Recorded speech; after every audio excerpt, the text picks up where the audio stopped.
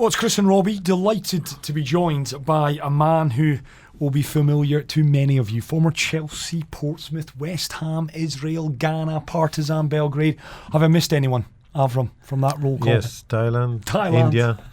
You've done it all. Avram Grant, great to have you in our studios, Avram. We were just talking off air. You've been here now, I think, 3.5 months. You're calling Dubai home. Just give us a little bit of background. What are you doing over in this part of the world? First, it's not my first time in Dubai. I came, I think, first time 2015. I came with Ghana national team in 2016. We did a training camp here before the African.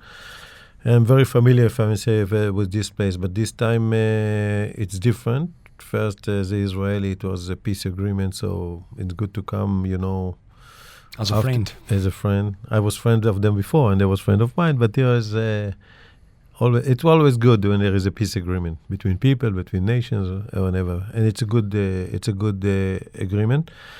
But I came here for the football. This is the thing. This is my hobby. This is my job. Whatever you want.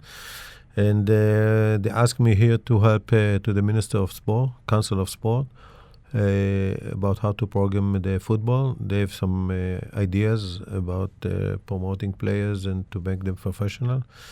And they asked me to give lecture, to be advisor of them, and I enjoy it very much. That's what I'm doing, by the way, around the world. But this is for specific in this place. It's very nice. I like it.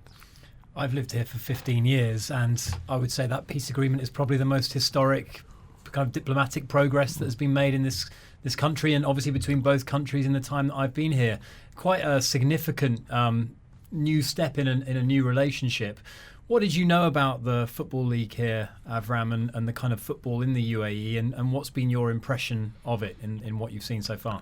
No, first about the peace, I agree with you. It's good. It's always good, but this is a warm thing. I see the people coming here. People go to Israel. It's good. Israel is a good country. Here is a fantastic country. And I think it will affect all the area because at the end of the day, in this area of time, people want to live peace. People want to have a good time and good life. They don't care about other issues. Okay.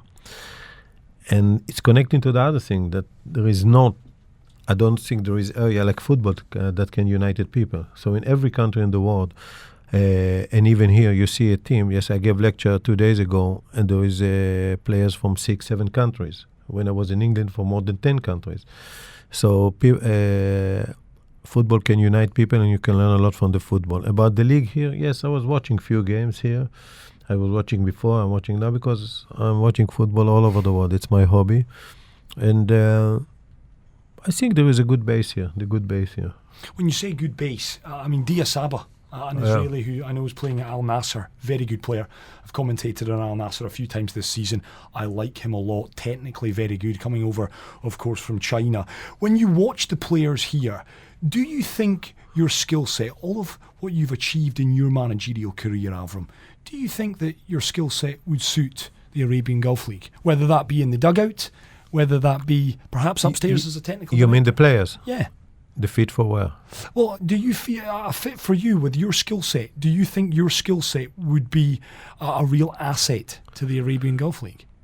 I think, you know what I say to my children all the time? They are 27, 25. So when they was young, I said to them, I'm not more clever than you, but I have more experience. I did more good things and I did more mistakes. So to teach people for experience, it's good. And if you see even now coaches around the world with experience are doing well, even David Moyes in West Ham, and even Luchescu in Dynamo Kiev, which was in the first place before, not never, the last 10 years. So it means that you need experience. Experience cannot come instead of knowledge, of course, but this is important. I think it's good that this area, this UAE area, they're trying to use experienced people to promote the football. Yeah. I see there are a lot of passion. They're looking for any way to promote the football here. And they're on the right way. They announced some projects, but it's not a project. I see the passion. And their knowledge, their basic knowledge, they need people with experience that did something in football. They know what is good, what is wrong. Because I think the football, let's say, is here. It can, we are not in television now, but it can be in a different level if you do the right process. And they're trying to do the right process now, and I'm happy to be part of it.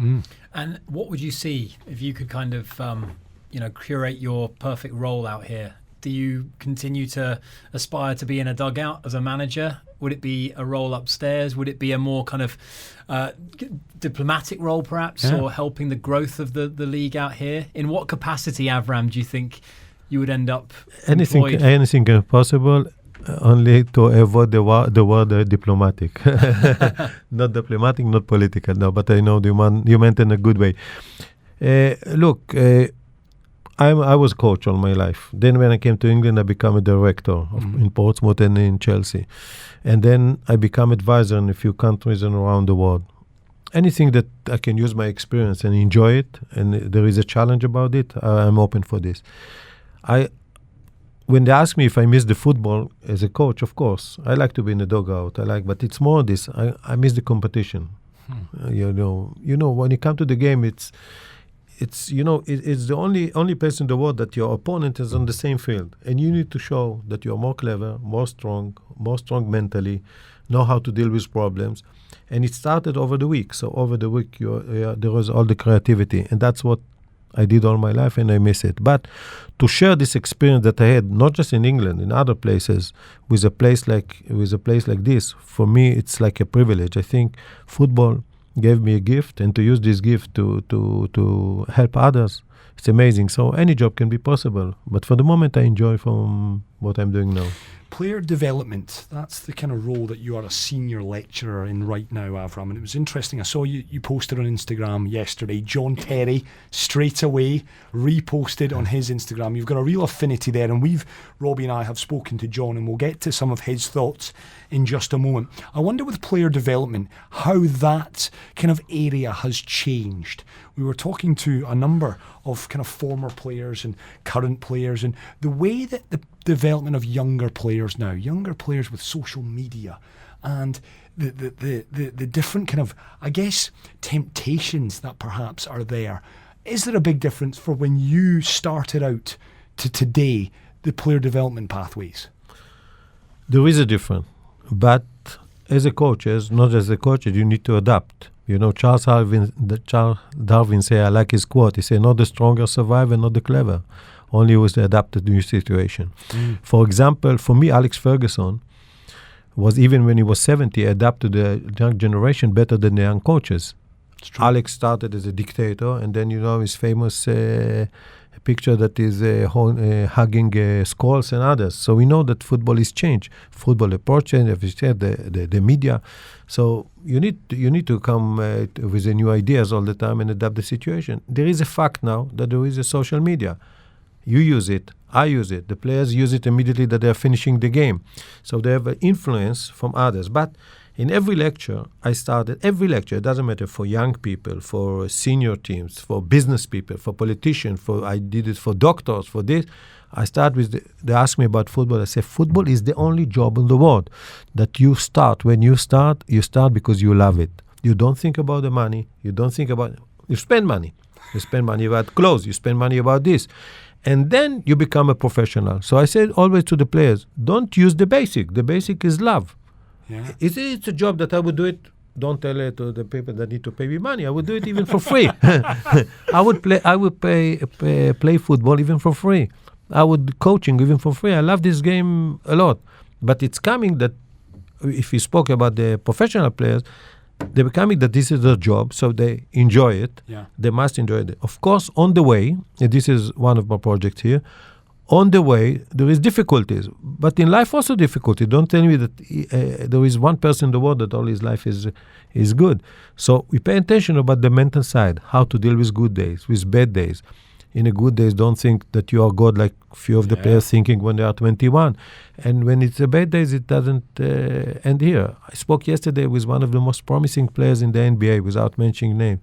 He don't feel good because he's rookie. And so I say, what are you talking about? You are 20 years old. Learn and go forward. Because when you are young, and we are dealing now with, except the management, with players that are 20. What is in life 30? Yeah. Nothing. So this is the mental thing is very important, and I pay attention for him. But football changed a lot, if I can say, about many things. About the tactics, if I can say, players are more quick, more strong. They are running more good. The game is very tight. When you press, you need to take decision more quickly. Yeah. You need to take decision more quickly. You need a lot of things. And off the pitch, you need to be on the pitch and off the pitch, you need to be strong mentally. Without this, you don't have a chance to succeed. By the way, also in life. How important is evolving as a coach? Because that was one thing Alex Ferguson was able to do very well. He was able to take a team to the top and then to kind of recycle that team and go again. Not many managers have been able to do that at the same club. Jose Mourinho, your predecessor at Chelsea in the first spell, he's been forced to defend his record in recent weeks and months because he's come under criticism at Tottenham Hotspur, and he hasn't done as well at Tottenham Hotspur as he has in previous roles. He said his methods are still studied all over the world, but from an outsider looking in, you could make the argument that he hasn't evolved the way that football has, with this high press, with this high energy, kind of more attack-minded. I think of Bayern Munich or even Manchester City as teams that you look at now, and they have a different philosophy, which his hasn't seemed to have kind of evolved with the times, if that makes sense. What's your reading of that, Avram? I think first there is a difference between team that fighting on the titles and the team in the middle of the table. But we spoke about Alex, and I will say it again. Alex for me was very unique. But Alex always was adapt to a new situation. Even by the tactics, he played different when he played against me in the final than he played in the beginning. So he know how to adapt and how to treat players. But today, as a coach, we need to remember. When Alex Ferguson started, I think he hardly had one assistant. He did. And I think that assistant, his job is to put the sign to replace players. Yes. Now, I spoke with Wenger before I came. We had a lunch, and he said we need coach for the coaches. No, there is goalkeeper coach, fitness coach, science coach, a lot. And I think the football is going even more to this. I think in the future, the near future. And I wrote an article about this when I was even in Israel. I say in the near future, you will have a coach for mental side, special for the technique side, and any position on the pitch. Right back, centre back, left back. You think? Yeah, 100%. Look, even by the psychology of goalkeeper is different than the striker. I will tell you a story. Didier Drogba is now here, by the way, and you are here. Was fantastic player. I liked him very much. And what I found out when he started the game, he's a very passion to do well, to do this. When he started the game not so good, he started to go around, and disturb the team. So I said to him, I don't know if players told you, in face-to-face, I like to give them a strange idea sometimes. I say to him, you know what? You have the best job in the world, better than everybody. He say, why? Because you would need to be 89 minutes, you don't touch the ball. Then the ball touch your ass, I'm sorry to say, go inside and you're a hero. So psychology, you don't need to lose the concentration. Look for a way how to do that, because you need only one moment to do that. But if you start to go around, you will lose power, you will lose concentration, you lose it. Wait for the right moment to do the right move. Look at how the defense. So if you go, I say to him, it's different than Peter Cech. We played against Arsenal. I don't know if you know, I lost only one game in the league as a manager. One game, except the first game that Man United was not even trying. Against Arsenal. Arsenal, we played good. We missed 5 players, we played good. Peter Cech was not bad in this game, but then he came to high ball and Gallas between his head, look, and everybody say he's not in a good shape. So the psychology is much more different. He needs to be in a focus in a different way. How do you say, if even in Didier we lose his concentrated some to time, but still we think about the right time, he can score. So I think each one of them will need different approach. And even players, I don't know if you know, players around the world in the young age took a personal coach to help them to be better. Never happened before. So I think the football will go to this. Not all the games, not all the training, but 50% of the training, there will be a specific coach, a specific area to each player, and also to the bench, because the bench is also a big problem. You're talking a lot there, Avram, about psychology. And I'll come to something that John, we spent a long time with John. He was fantastic when he came in to see us. And John spoke about the strength of mentality in the Chelsea dressing room. He referenced himself. He referenced Peter, Didier, Frank. When you came in, and we're going back now, 13 years, 12 and a half years, Jose in the September, he's given his P45, he's told no more. You come in. What's the first thing that you did? Did you pull the senior players in and have a word with 3 or 4? Can you recall that day? It's a good question. I will tell you, it's a different.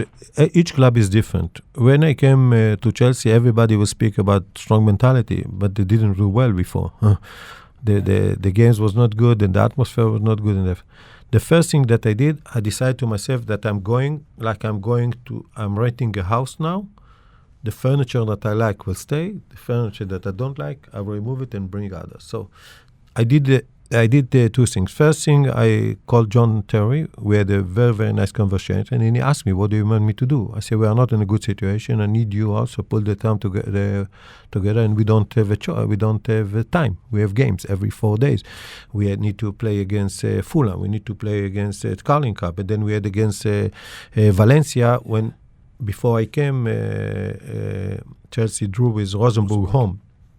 And Valencia was with David Silva, David Villa. There was a fantastic team. And I think I need you to help me because people are living in the past now.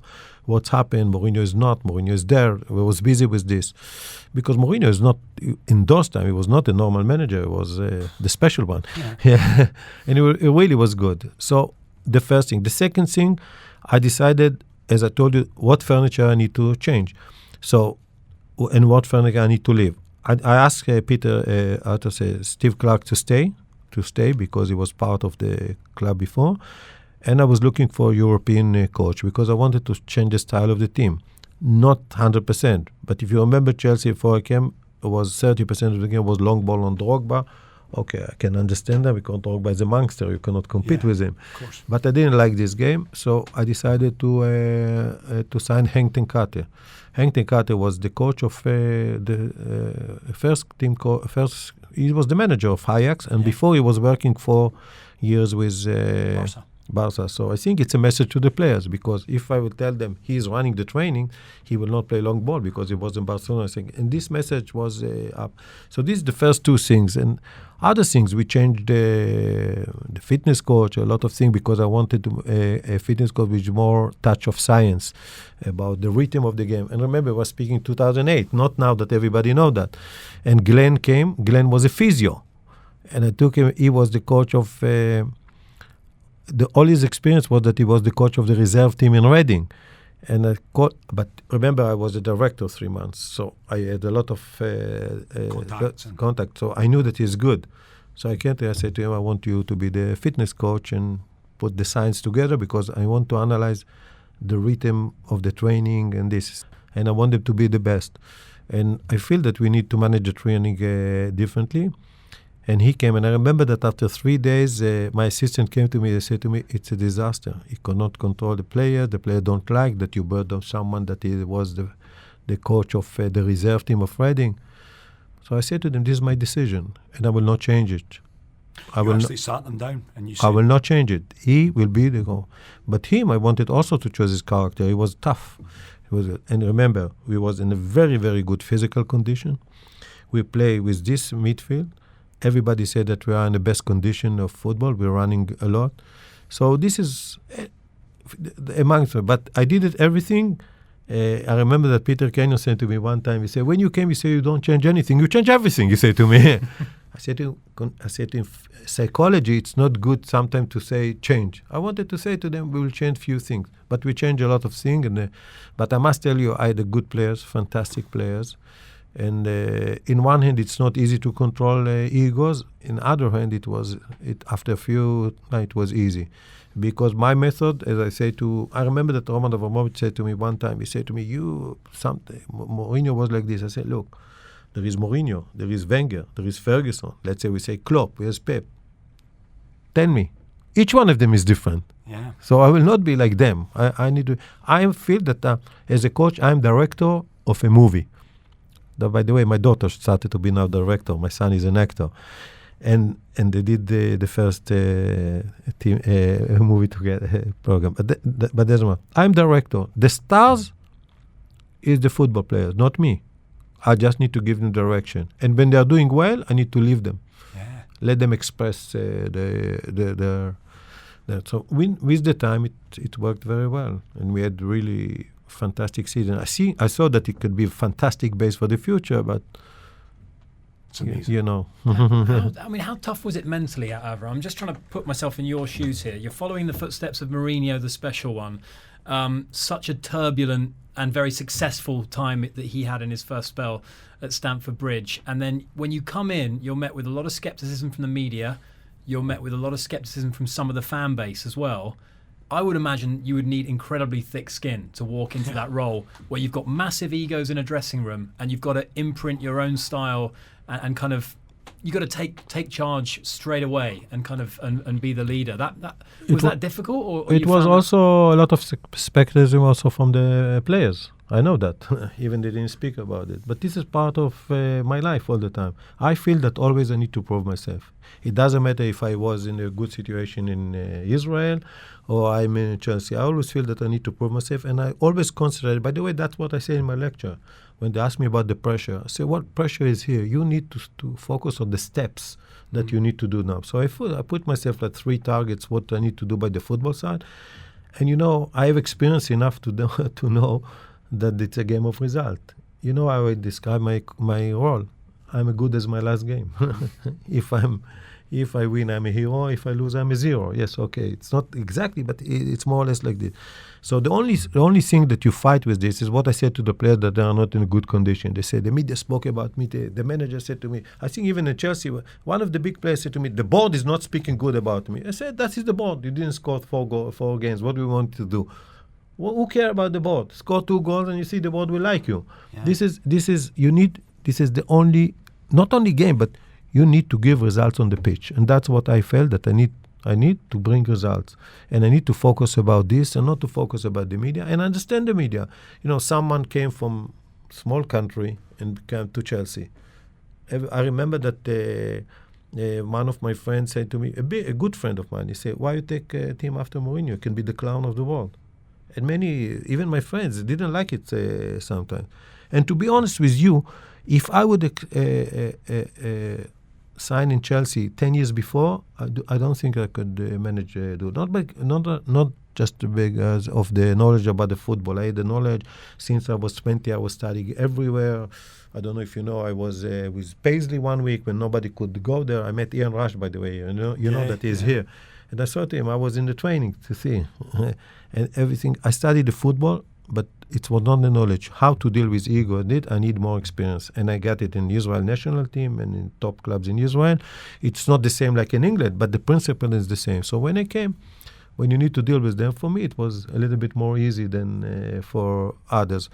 But to answer your question in one second, everybody need to know, if you're speaking with people that they are coaches, you need to prove yourself on the pitch. It doesn't matter what the media said. I'm sorry, I have a lot of respect to you. Thank you, I know.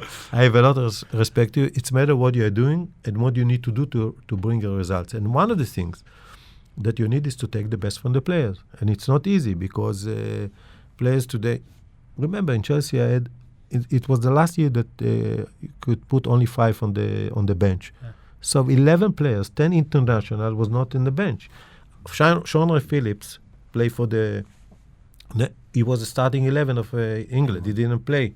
Shevchenko was the player of the year, was not even in the squad. I remember that one time Henk ten Kate told me, when are you going to announce the squad? I say 4 o'clock. He said 3 o'clock I'm going home. It will be a fight here. I love it. Yeah, so you need to do all of this. I needed experience, but and I used all my experience there to put the players, because I had a player that they know football. I needed to give them here direction.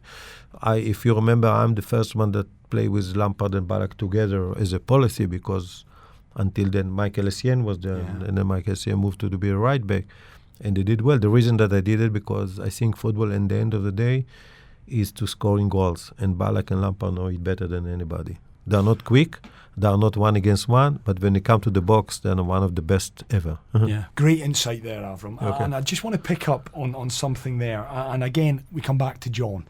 He was very honest with us when he told us that, you know where I'm going with this, Moscow 2008. He said that even today, 12 years on, he will still sometimes wake up in the middle of the night And he actually got quite emotional, didn't he, Rob? He did, He yeah. actually, He yeah, did. he was close to tears, was John. He says, there's not a day that doesn't go by that I don't think of that night. The famous image of you and John. I mean, give us your recollections first and foremost of the aftermath. And again, Avram, do you constantly think of that night and what might have been? You know, I will tell you, there is not even one interview, even the interview about my wife. She's very famous in Israel, that people don't ask me about 2008 and about the penalty. I remember that I was with my friend in a convention a few years ago in Las Vegas, and Americans start to ask me, say to me, it's good that you lost by this way. Say, because if you win, nobody would remember this. Now everybody remember the penalty. I said, let me win. And Let me win. yeah.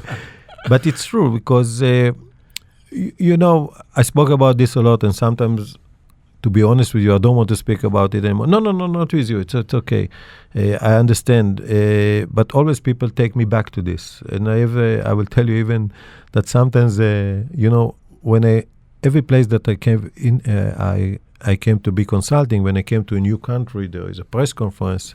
And always one of the first 3 questions is about the penalty. And I have always the same answer. I say, I forgot it long time ago, but you always remind me this. Yeah. But I cannot forget it because it was a very unique season. It's for me also, especially I think for Chelsea.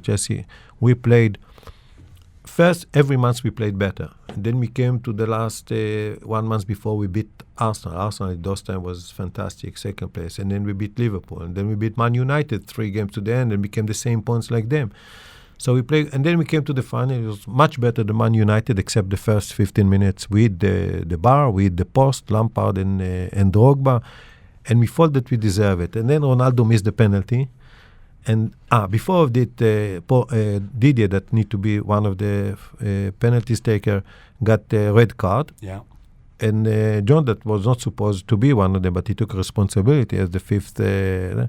He came there, and everything went like we wanted. Ronaldo missed the penalty. Van der Sar jumped to England. To the right, yeah. We was in this, but he slept. So, but this is, how can I say, there's a thing that I cannot change. That happened, and then Anelka missed a penalty, and we lost the final that we deserved to win, and nobody remembered that we deserved to win. How do you reconcile, obviously, the perception perhaps in some circles that you were kind of a nearly man at Chelsea, and yet you put together winning sequences of, I think, 7 and then 9. I think that was a club record at the time in all competitions. Chelsea had never reached a Champions League final. Sure. You took them to a Champions League final. The width of a post denied a Champions League victory.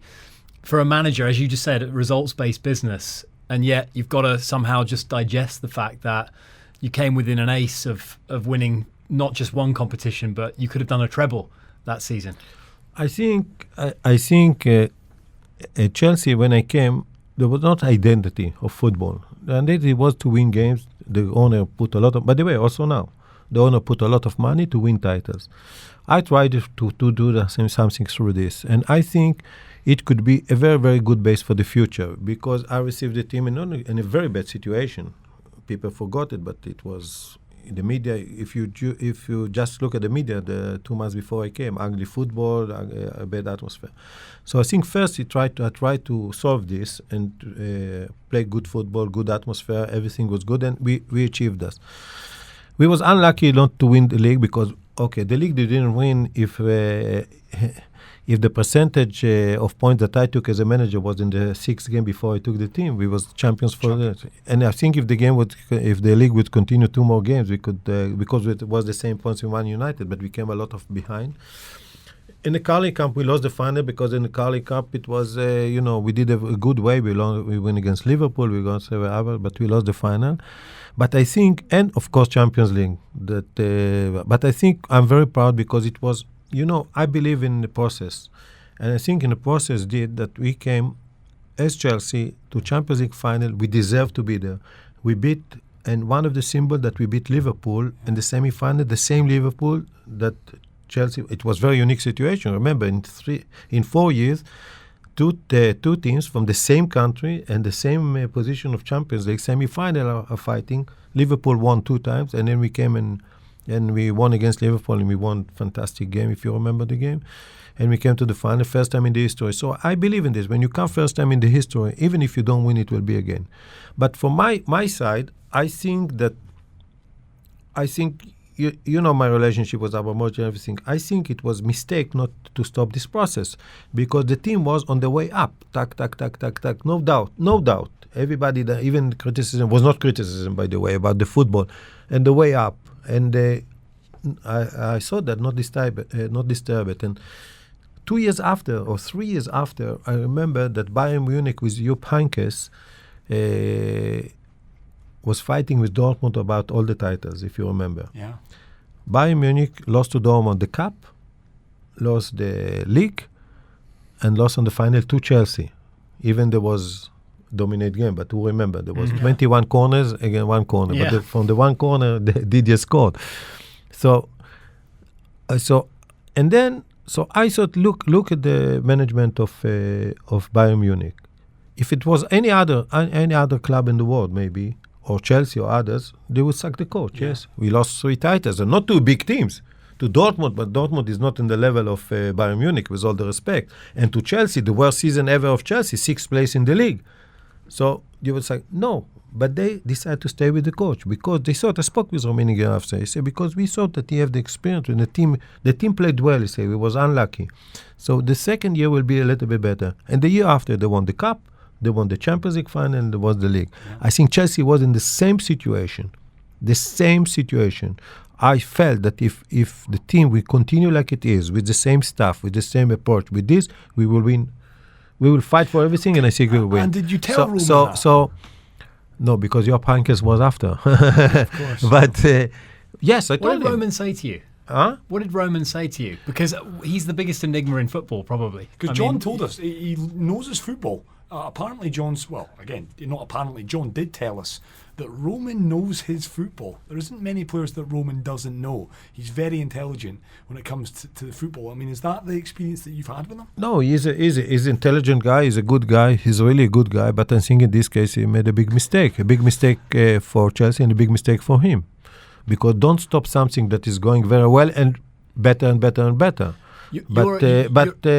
What I spoke with him in between you and me, even I can tell you, he didn't tell me the reason, because he didn't say you are going back to be the director of football, if you remember. He didn't say you're not you leave the club. He wanted me to stay, but I thought it was wrong to do that. But that's life. I think now after years I know the reason, but I will keep it to myself. I think obviously the fact he doesn't give interviews makes him, creates a huge mystique around him, and we're all fascinated in him because he's managed to have such a successful football club with this kind of counter-intuitive kind of recycling of managers. There's been so many managers at Chelsea, and yet they've maintained their success throughout those years. I am interested, though, about Frank, because it seemed to me that Frank was a real departure from that cycle, or at least that path that he was on. It was all about a young manager supporting a club legend, and there were many that felt Frank didn't get enough time. There were obviously many now. In hindsight, we're looking at Thomas Tuchel, who would say, wow, what a great decision he made, because Tuchel's made such a great start and looks like a really good manager for Chelsea. But what did you make of Frank and the kind of timing of his dismissal? Because it did seem a little bit hasty, perhaps. It seemed like a little bit of a reversion to type. To tell you honest, Steven, I'm a friend of Frank and I like him. He was one of my best players and more than this. And I cannot answer because I don't know exactly what's happening inside. But I can tell you also, when I'm speaking about the good start, also Frank did a very good start when he was in the first year. And he did incredible. And without any transfer and this, they finished 4th place, which 4th place normally is not good for Chelsea. But it's a good achievement when you cannot have players. To be honest with you, it's very difficult to answer this question, but I can tell you that the policy in Chelsea, since Abramovich take it, first we need to give a lot of credit to Abramovich. He took a club and he made it a big club.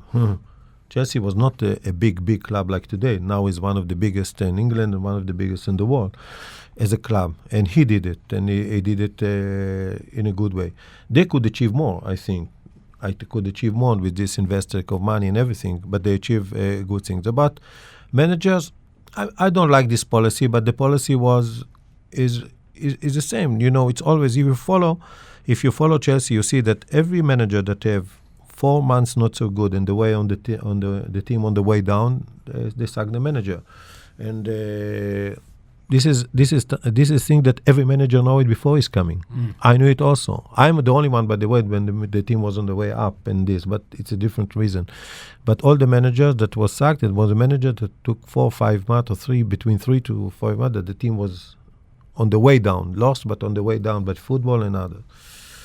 So I think if we leave Roman for a moment, I think I said to one of the owners of the team, he said, do I need to sack the coach? I say, sometimes the coach that is not doing well, if he's intelligent and if he's strong by the character, is better than to bring someone from outside, because he knows the problems. He knows the problem, he can fix it. So not all the time to sack a coach is a good thing. And I think as a policy, I don't like it, but Chelsea is a very, very successful club, and all the credit we need to give to Abramovich. I know that he's an enigma for you, he's not speaking, but he's a good man. Yeah, and listen, you're always linked to Avram. Whenever Chelsea are going through a little bit of a tumultuous period, Avram Grant's name pops up again. Roman might be picking up the phone. You are still good friends. You still converse? You are still in touch with one another? We didn't come to speak about my personal friends. We are, you know, it was good to me. He gave me the chance. I didn't like when he stopped me, of course. I told him in his face I didn't like it. But again, I know all of you, there's a lot of questions about Roman Abramovich, but can assure you he's one of the good guys. Yeah. He's also nobody's perfect, but he's one of the good guys, and he did a fantastic club, for my opinion. They could do better. You know, everybody can make mistakes, you know. I, for example, didn't like that they sold De Bruyne, and they sold Salah, and they sold Lukaku, and they didn't sign Neymar. But every club can make mistakes about this. But this is part of life. But if you take general, it's a good club. It's a good club, and they will take few Champions League, I think, also in the future. Yeah, I was going to say with the squad that they've got now and the manager that they've got now. Do you see them? They're not quite at that level, are they? They're not right at the sort of title contending level since Eden Hazard's last season at Chelsea. Do you see them getting back up to title challenging level within the next year or so? When you ask me this question, the first thing that I'm looking about if they have the players or not, because you need a strategy, you need a lot of things, but you need the players to do it. And I think they have the good players now. They have a very good goalkeeper. They have a good defenders. Rudiger, for me, is one of the best defenders now in the Premier League. You see it now when he's playing. They have a good midfield player, Kante and others. And now they spend a lot of money about Havertz, that for me is a big talent, about the other players from Ajax, from everywhere, Timo Werner and nothing. So I think they have the squad. They need to put them together. But I don't see any other team that have a better squad than them.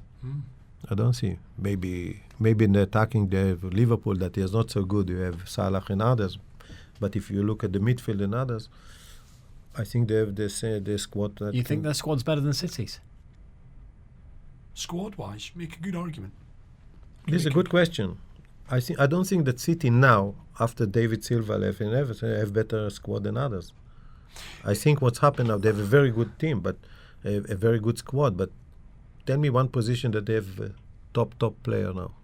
Top, I mean, like they had like David Silva or others. I don't think so. De Bruyne? Oh, De Bruyne is top class, yes. For me, is the best efficient player in the world. Yeah. If you look at his numbers since he played in not in England, De Bruyne, yes, I agree with you. De Bruyne, but I think, look, when you come to they are a very good team. Don't understand me wrong. They are a very good team, but I say when you look, sometimes there is a lot of stars everywhere. I don't see a star. I think Pep Guardiola is doing a great job with a very good players, and he understood, which I understood before, a big team. You're weak as your weakest point. If you ask me, I think, about one of you asked me about 30 years ago. 30 years ago, you can have 3 good players. The other could be totally average, and you could take a title. Now you are weak as your weakest point. Remember, Klopp is a very good manager, yes? Yeah. Pep is a very good manager. The first year, they didn't take any title, not even the Carling Cup. Why? Because the goalkeeper was not in the level, and they didn't have a defender. When Liverpool bought Van Dijk and the goalkeeper, they become a good team. And the same happened in Manchester City. Today, you are weak as your weakest point. You cannot play. So you cannot have a stars in every position, but you have in every team. You cannot have a weak points, and that's what I think have today. Manchester City, Liverpool, even they are not so good now for the moment. Chelsea.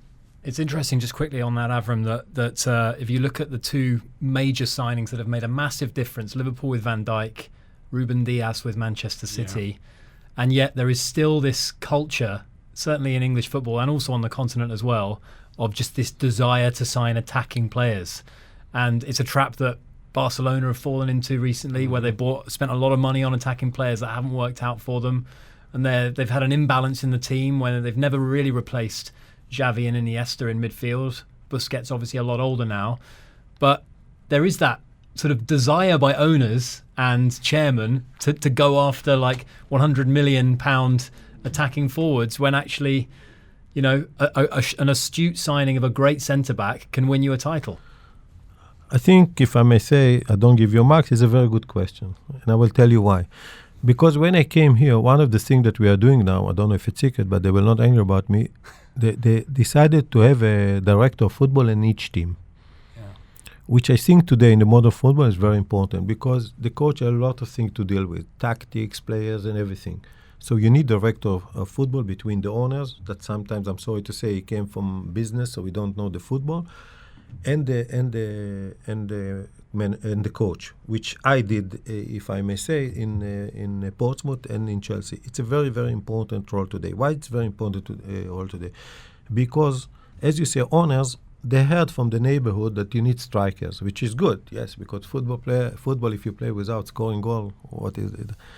But I mentioned it in my previous answer. Today you are weak as your weakest point. If you have the best attacker in the world and you don't have defense, you don't win anything. Today you need a team. I think today, I started the answer when I said 30 years ago, today you need a balanced team. There is no the word attacking football, defensive football, I think finished from the world.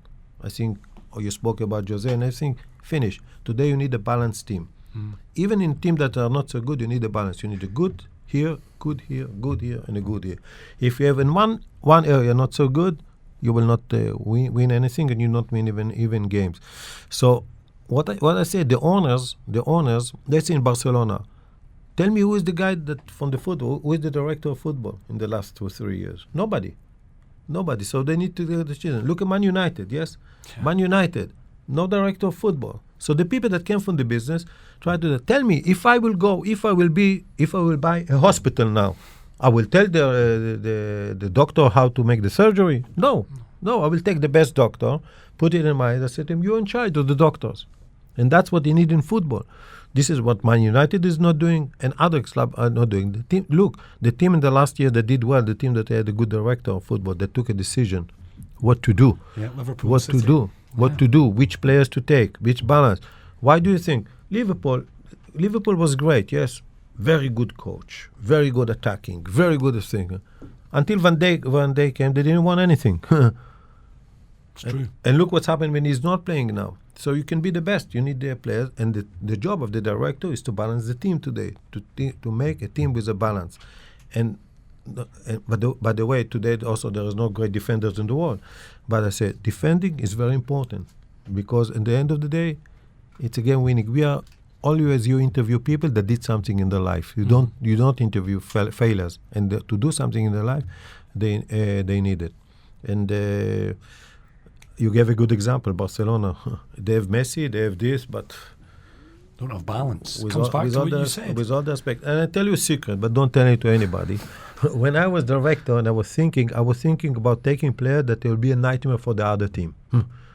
Team that I think I always close my eyes and think I'm with the other team. I need to play now against Chelsea or against I was in Portsmouth. Okay, Portsmouth, the target is not to be in the highest level. Which player I will take that will be difficult for the other teams? And the first thing that, not the first, but one of the things that you need to take defenders. If you take a fragile defender, what will happen? And I'm telling you again, the best example is City and Liverpool in the first year of Klopp and.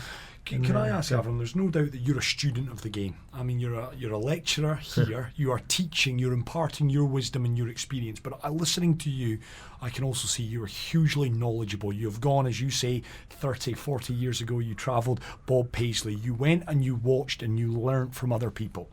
When you look at Pep and Jurgen, and I'm putting names in your mouth, you might tell me a different manager.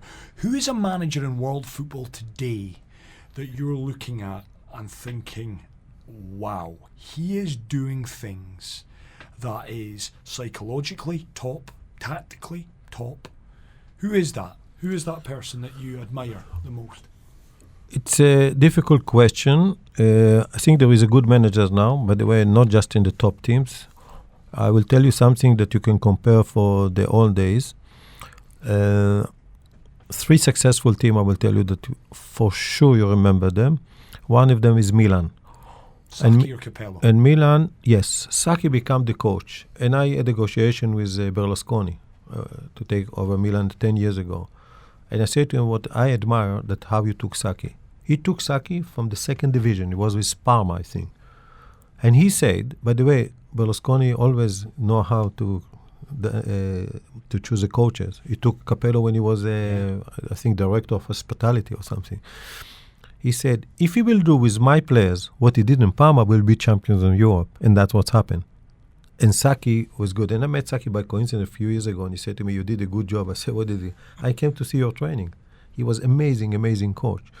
So he took, I think it's a coach with a vision. Del Bosque came to be in Real Madrid. I was in his office. He even have television that he threw his shoes to the operated television. But he was a big brain of football to know which player to disturb, which player not disturb. And it was maybe Real Madrid the best ever. The best ever. So it's not only coaches with a name. The coach, sometimes you need to coach that create a name. No doubt that Klopp is very good and Pep is very good. And there is other manager. But each one of them is different. For me, Arsene Wenger was maybe the most influencer manager ever in the history. Really?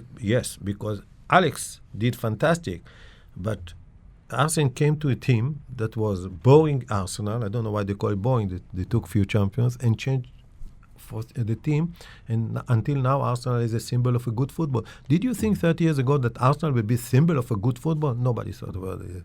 And he changed it. He was influenced about the style of the football, the style of living. I remember about nutrition even. Sol Campbell was my player in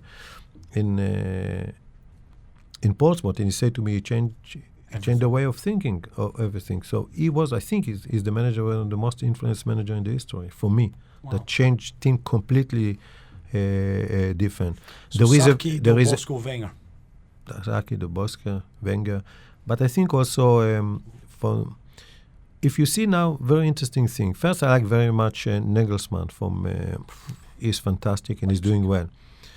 And by the way, he's young, but he have experience because he started like me when I was 18. Yeah. So I remember this. But see now, very interesting. Players, coaches with experience are doing well now. David Moyes, Lucescu in Dynamo Kiev. Every country, now you take coaches that are 70, 75, because today is not only about tactics, not about the strategy. You have a system that it's how to deal with problem, how to deal with players, how to deal with different situation. So today it's not that you take, of course, each coach with his philosophy. If you sign the Mourinho or sign Wenger or sign Klopp or sign this, you know that they're different. Each one is very different. Yeah. But if you start with Pep Guardiola, you know that he plays certain way of football. Tiki-taka, they call it. By the way, the first that started tiki-taka, I told Ian Rush, was Bob Paisley. But they didn't call it tiki-taka. He's the first one. You are young, but I remember Liverpool started to play until now most... Pass and move. Pass and movement. And even he signed Dalglish, not instead of a top player, that he couldn't play, He started this. And why I mention it, because I like coaches that see 2 steps ahead of everything. Sacchi was like this, Wenger was like this. Okay, just on that then, Avram. And today also there is a good managers. What's the next footballing evolution. Look into that crystal ball of yours. Where does football, Robbie's alluded to it, the gegenpress. You have all these buzzwords, the low block. Low block to me is just defending deep. You know, Parking the bus. Parking the bus, defending the low block, gegenpress. All of these fancy fandom words, newfangled words. What is the future of football? You remember Wally Downs? He was he was my assistant in West Ham. In West Ham. He was my third assistant. He was a funny guy. One day, you know, I'm a very organized man, and the fitness coach need to give me the, you know, the plan, and it was activation. So Wally Downs said to me, what is this word? What is activation? I say, it's a warming up. I say, oh, now I understand. Nothing changed, only the words. Why they call it warming up? I say, why activate? I say, this is the new generation. So many things didn't change. But the football is more physically now, more tactical, more, you know, pressing high or not high. The team is more short than before. I think the next evolution that it started, by the way, in every position on the pitch, you will have all-round players that they know to do everything.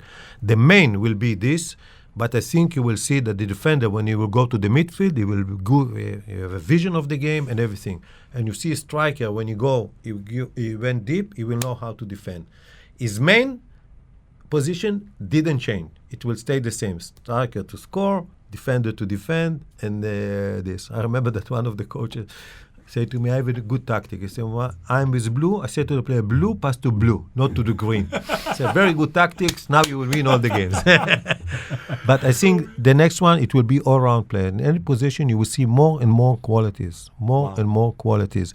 And they will change even position during the game. Because one of the things, sort of Alexander-Arnold type. One of the things that you need as a coach, I want to create problems to the other team. So problem can be tactical. No, the first problem is a good players that know how to create problem, but then tactical and then movement. Because today you do the presentation about the game, you know everything there is. So the second, I think the first it will be this. Second, off the pitch, it will be by the technology, and third will be by the medical. I will tell you why. Because now it can't be that you have hamstring and you are 4 weeks out. I think in 2 years you will see they will invest something. And I came from a country that, especially in high tech, that the player will not be injured more than 1 or 2 weeks. Because look, Messi was injured 2 years ago when there was a 6-point head of Real Madrid. They lost the cup. Today, Liverpool, they lost Van Dijk. Look what's happened. So in the end of the day, what you can do? There is good players and there is very good players. Yeah. So I think the medical will be a big impact and a big improvement. In terms of the best players in the future, or for at least the next 5-6 years, who is going to be the king of football for you? Is it Mbappe, Haaland, someone else? I think both of them for sure. For sure, Mbappe is. It was very symbolic for me that in 2018 he played against Messi, and I did the column for one of the magazines in America, and I say, look, change of kingdom. Yeah. This is the World Cup game you're talking about. Yeah, change of kingdom. They beat Argentina, and I say, look, the king died, the new king came. It reminded me that it was a big. I'm a big fan of basketball. With Michael Jordan, yes. Yeah. And I was with Magic Johnson one time. He was, and he told the story. By the way, he saw it on the media, but to hear it from him, it was. He said, "Me and Larry Bird was the stars," and he say in the the big team for the World Cup, the dream team. Yeah. He said the games between us more competitive than we need to play against Croatia and others. And then we played the first, and then we was old a little bit. Then it was very competitive game, and one of the young stars, I don't remember his name, was marking Michael Jordan. And until the fourth quarter, he scored only 4 points. He did very good job. So when they started the fourth, the young guy came to the bench and said, "You see, what do you think? You see, I will mark him." And Michael Jordan very, very angry, and he scored in the last quarter 30 points. And he came to Larry and said to him, "Tell this young guy there is a new sheriff in town." And he said it, and we was watching, and we knew that it's him. So it was, I think, the game in 2010, it was change of kingdom. Messi, fantastic. Ronaldo is fantastic. But the new one is Mbappe.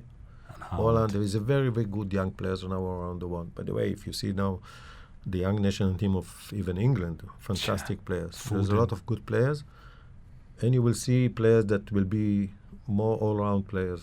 I can see that. We're excited. It will take 3-4 years, and you see that the player that play in the wing will change position with the others, and they will know to do everything. And as I told you in the method of training, the training will change. The next time that I will be in charge in a team, it will be specific coaches to each specific area. Because imagine if I take you even to even play in goals. A simple thing. Okay, goalkeeper. To work with you in crosses. If I work with you 20 minutes every 3-4 times a week, let's say a simple example, yes, and I will work with you only about this, you will improve your game for sure. Some of the keepers in the Arabian Gulf League could benefit yes. from that. And that's they like my to point. punch. You say, Avram, there, you said it, and I'm conscious of time here. You said it there, your next job. Anyone who is watching this, who will listen to this, I don't think it's going to be long before you're back, whether that's in a technical director role or back in the dugout. It's been illuminating. It's been fascinating. I could talk football with you all day, Robbie, as well. I think you're a man who studies the game, you know the game.